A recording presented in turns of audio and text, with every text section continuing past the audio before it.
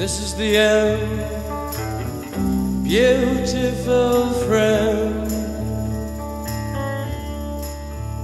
Saigon. A francba még mindig Saigon.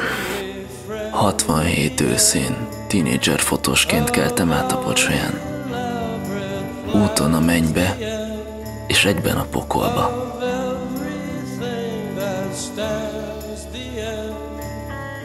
A kíváncsiság hajtott. Azóta már 2 év telt el. Az ifjú hazafiak drogfüggő gyilkológépekké váltak.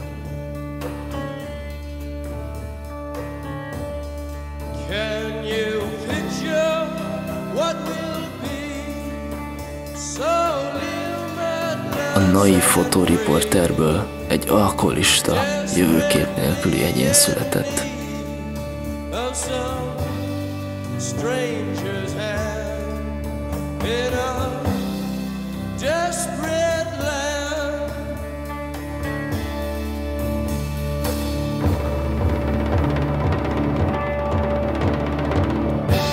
A dzsungel tere egyre szűkösebb lett.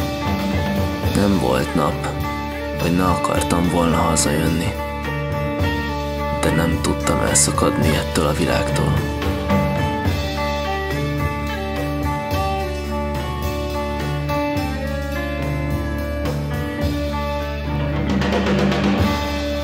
Mostanra betelt a pohár, de ahhoz, hogy hazajöhessek, előbb még el kell végezni egy küldetést.